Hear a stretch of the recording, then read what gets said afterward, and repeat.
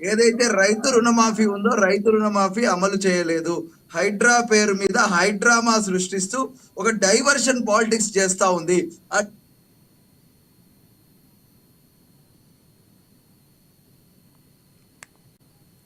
మీ voice వినబడుతుం లేదు. Yes, technical issue ఏదో వచ్చినట్టుంది ఆయన దగ్గర. మళ్ళీ వస్తాం మీ దగ్గరికి. మనతోటి బీజేపీ నేత నందారెడ్డి గారు ఉన్నారు. నందారెడ్డి గారు, గుడ్ ఈవినింగ్ అండి.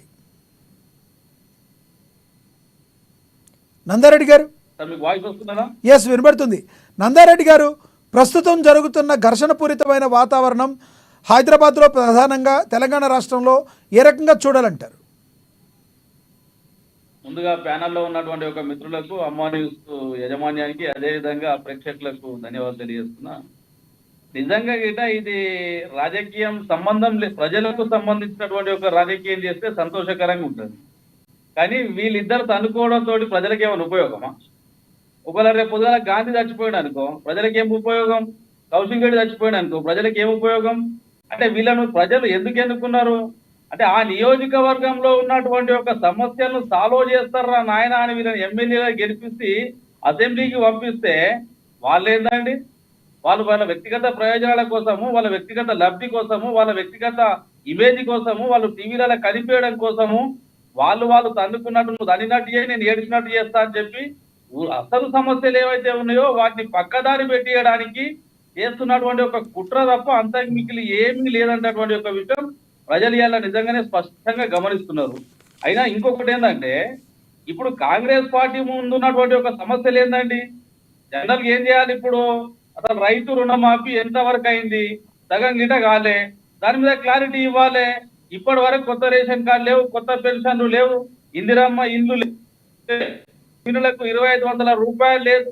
ఇట్లా వరదలు ఏవైతే వచ్చినాయో వరదల్లో నష్టపోయినటువంటి ఒక వాళ్ళని ఐడెంటిఫై చేసి నష్ట బాధితులను ఆదుకొని వాళ్ళకు పునరావాసాలు కల్పించి నిజంగానే వాళ్ళందరినీ సంక్షేమంగా చూడాల్సినటువంటి ఒక బాధ్యతలు పక్కకు పెట్టి ఇదేం పద్ధతి అండి? ఎమ్మెల్యేలు అంటే తనుకోవడానికి తమిళనాడు అసెంబ్లీ పంపించింది ప్రజలు గెలిపించి, ఒక్కొక్క ఎమ్మెల్యే మీద ఈ రోజు ప్రతి నెల 10 నుంచి 15 లక్షల ఖర్చు పెడితే. నందారెడ్డి గారు, మీరు కాంగ్రెస్ అంటున్నారు, బీఆర్ఎస్ ని మర్చిపోయినట్టున్నారు. బహుశా స్నేహహస్తం ఏమైనా ఉందా? స్నేహస్తం ఉందా? తన్నుకుంది నిన్న బీఆర్ఎస్ నేతలు, మీరు కాంగ్రెస్ ని ఎందుకు టార్గెట్ చేస్తున్నారు? బీఆర్ఎస్ స్నేహస్తం ఏమైనా ఉందండి మీ పార్టీకి? నేనేమంటున్నా, బీఆర్ఎస్ గాని కాంగ్రెస్ గాని కాంగ్రెస్ చేస్తున్నటువంటి యొక్క సమస్యలలో ఇరుక్కున్నది కావున కాంగ్రెస్ తప్పియడానికి బీఆర్ఎస్ ప్రజల దృష్టిని ఎమర్చడానికి ఆడుతున్నటువంటి ఒక నాటకం మాత్రమే. బీఆర్ఎస్ వేరు, కాంగ్రెస్ వేరు కాదు. నేను 100 సార్లు చెప్పినా, ఇది 101సారి చెప్తున్నా. మీరు చూడండి, 2014 నుండి 2018లో గెలిచిన ఎమ్మెల్యేలంతా టీఆర్ఎస్ లోకి పోయినారు. ఇప్పుడు టీఆర్ఎస్ లో గెలిచిన వాళ్ళంతా కాంగ్రెస్ లోకి పోతారు. గంతే, ఏముంటది?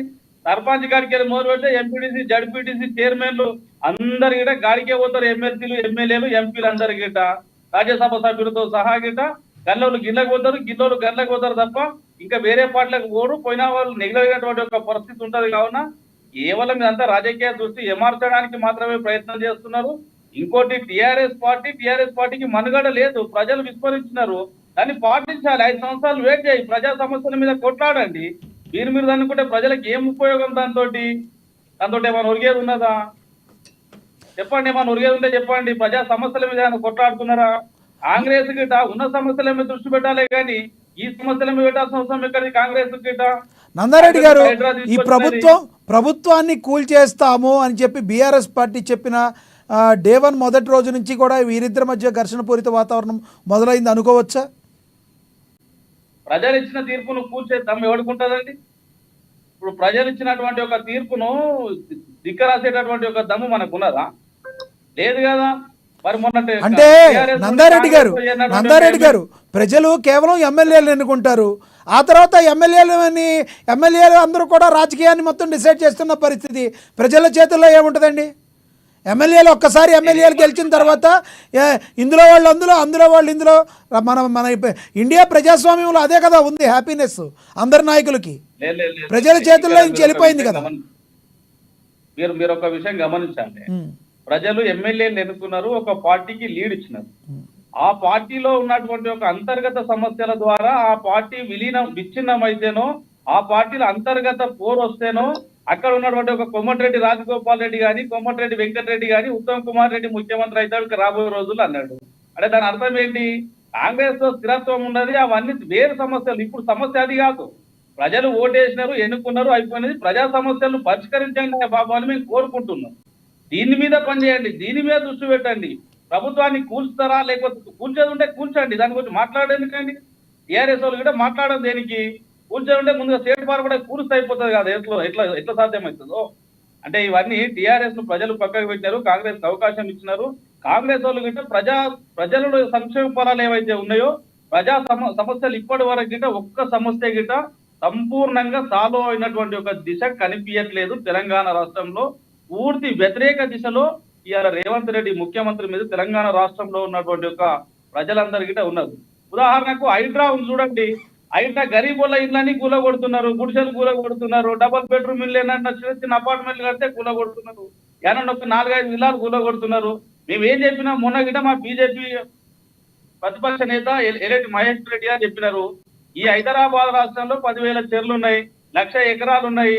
మరి 1,00,000 ఎకరాలు ఎప్పటి నుంచి ఎప్పటి వరకు కూలగొడతారో దాని ఒక శ్వేతపత్రం రిలీజ్ చేయమని అడుగుతున్నాము. దాంతో పాటు ఏవైతే పర్మిషన్లు ఇచ్చినారో హెచ్ఎండిఏ పర్మిషన్ కానీ, జిహెచ్ఎంసీ కానీ, ఎంఆర్ఓ కానీ, విఆర్ఓ కానీ, ఆర్ఐ కానీ, జేసీ గారు కానీ, కలెక్టర్ గారు కానీ, ఈ అన్ని పర్మిషన్లు కూడా కానీ, తడా కానీ, నందారెడ్డి గారు ఇప్పుడు ఒక అడుగు పడింది. నందారెడ్డి గారు ఒక అడుగు పడింది.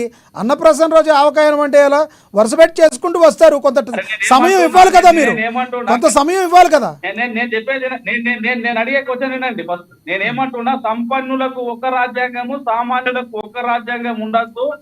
సంపన్నులకు గదే రాజ్యాంగము, సామాన్యులకు గదే రాజ్యాంగం ఉండాలని నేను కోరుకుంటున్నా. ఎందుకంటున్నా అంటే ఇదాలు మీరు చూడండి, అసదుద్దీన్ ఓవైసీ బిల్డింగ్ ఏమో సంవత్సరం పాటు కూరగాయలు ఖరాబ్ అవుతాయి, వాళ్ళ చదువులు ఖరాబ్ అవుతాయి, వాళ్ళు నట్ట నడిమి చెర్ల 100 ఎకరాలు కబ్జా పెట్టి పెద్ద పెద్ద బంగ్లాలు కట్టినా వాటి జోలికి పోరు. అంటే ఎవరికి భయపడి ఎవరి కోసం నడిపిస్తున్నారండి మీరు? అసదుద్దీన్ ఓవైసీ బిల్డింగ్ కూలగొట్టండి, సామాన్య బిల్డింగ్ ఎందుకు కూలగొట్టారు మీరు? పల్లా రాజేశ్వర రెడ్డి కూడా ఇంకా అవ్వలేదు కదా, క్యూలో ఉంది కదా. నేనేమంటున్నా, అసదుద్దీన్ ఓవైసీ ఏమైతుందో కాంగ్రెస్ మిత్రులను అడగండి, ఎందుకు కూలగొడతలేరో అడగండి. ముందుగా మీరు ఎక్కడి నుండి ఎక్కడి వరకు కూలగొడతారు, ఎన్ని రోజుల కూలగొడతారు, దానికి దిశ నిర్దేశించండి ఫస్ట్. నందారెడ్డి గారు మీరు పెద్దలు విఘ్నులు. నందారెడ్డి గారు మీరు పెద్దలు విఘ్నులు.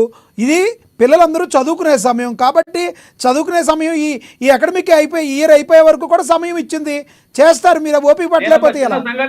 నేను ఒక చిన్న సంఘటన చెప్తా, వింటాను. చెప్పండి. నేను ఒక చిన్న సంఘటన చెప్తా, వినండి. చెప్పండి. ఒక సామాన్యుడు ఒక చిరు ఉద్యోగం చేసుకొని నెలకు 20,000 రూపాయలు వస్తే సంవత్సరానికి 2 లక్షలు, 1,00,000 రూపాయలు కూడబెట్టుకొని 1,00,000 రూపాయలతోటి కుటుంబాన్ని పోషించుకుంటే 20 సంవత్సరాలు కష్టపడితే గాని 20 లక్షల రూపాయలు కట్టి ఇంకొక 20 లక్షల రూపాయల లోను పెట్టి 40 లక్షలతోటి ఒక అపార్ట్మెంట్ కొనుక్కుంటే ఆ 20 లక్షల లోను కోసము మళ్ళా 20 సంవత్సరాలు బ్యాంకు లోను కట్టే